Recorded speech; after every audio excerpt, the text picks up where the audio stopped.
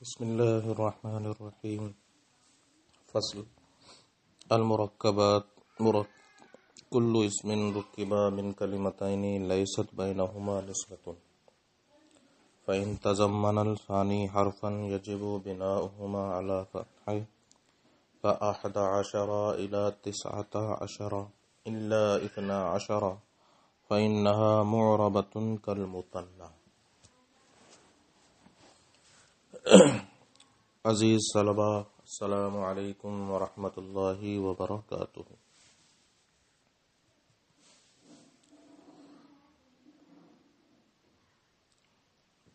آج کا سبق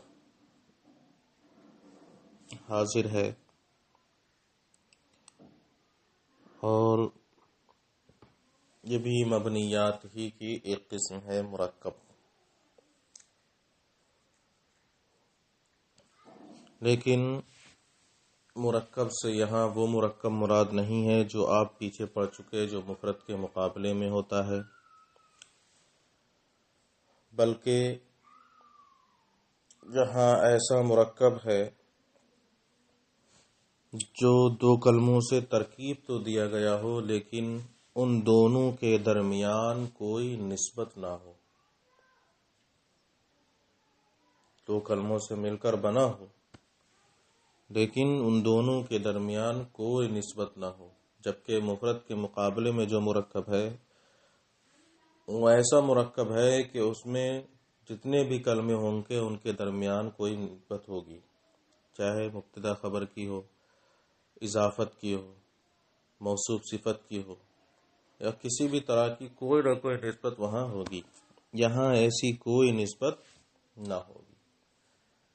جیسے مثلا 11 11 یا بعلبک ایک شہر کا نام ہو گیا. تو مرکب سے مراد ہر وہ اسم جسے دو ایسے کلموں سے مرکب کیا گیا کہ اب ان دونوں کے درمیان کسی طرح کی کوئی نسبت نہ ہو. اب جب دو کلموں سے اس کو مرکب کیا گیا، کہتے ہیں کہ اگر دوسرا والا کلمہ کسی حرف کو متضمن ہو، اسم کے اندر جس اسم کو دو کلموں سے مرکب کیا گیا ان دو کلموں میں سے دوسرا والا ہر کلمہ یا تو کسی حرف کو متضمن ہوگا یا متضمن نہ ہوگا. یوں پڑھ لو، اگر دوسرا کلمہ کسی حرف کو متضمن ہے تب ان دونوں کلموں پر فتحہ پڑھنا واجب ہے، یعنی وہ مبنی پر فتح ہوں گے. وہ دونوں کلمے جس سے ملا کر ترکیب کی گئی، ایک مرکب بنایا گیا، اگر اس میں دوسرا والا کلمہ کسی حرف کو متضمن ہو تو ایسی صورت میں وہ دونوں کلمے مبنی پر فتح ہوں گے. جیسے 11 سے 19 تک، اس میں احدہ ایک الگ کلمہ ہے، عشرہ ایک الگ کلمہ ہے، دونوں کو ملا کر ایک کیا گیا. اور احدہ عشرہ میں جو دوسرا والا کلمہ ہے عشرہ، یہ حرف کو متضمن ہے. کیونکہ اصل تھا احد و عشرن، احد و عشرن، 10 اور 1، 1 اور 10، 1 اور 10. تو عشرن کے اندر پہلے سے حرف کا معنی پایا جانا تھا، حرف کے معنی کو متضمن تھا، اس لیے اب یہاں پر دونوں کلمے مبنی پر فتح ہوں گے.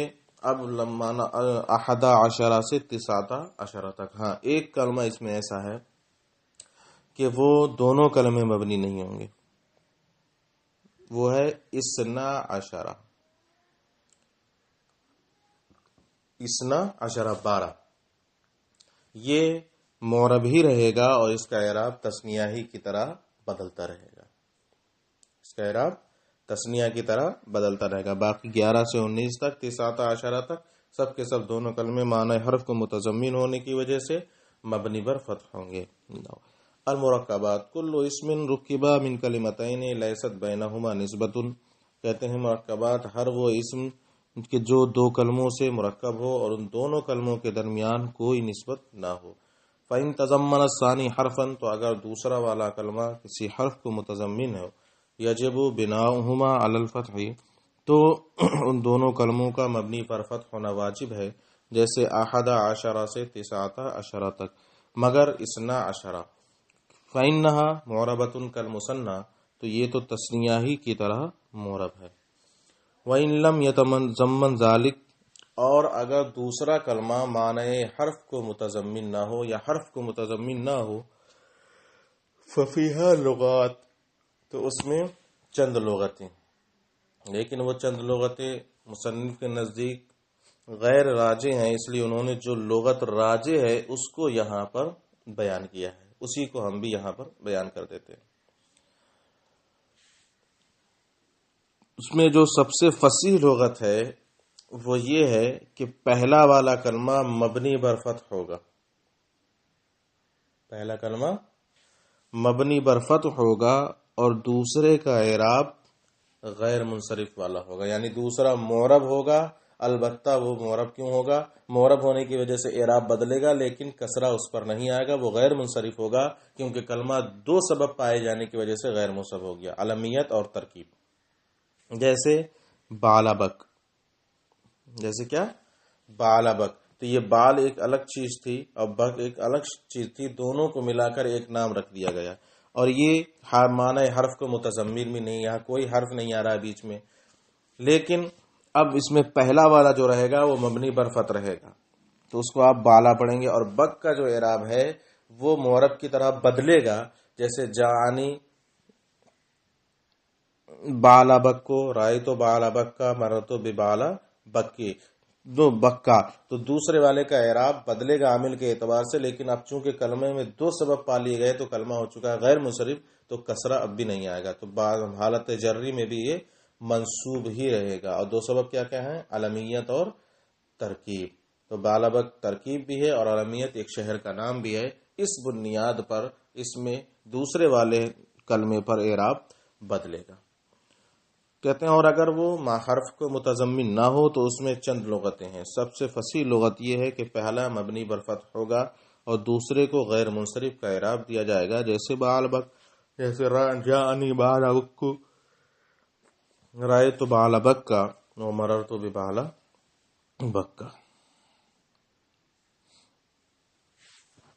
بس اتنا ہی سبق ہے آج کا۔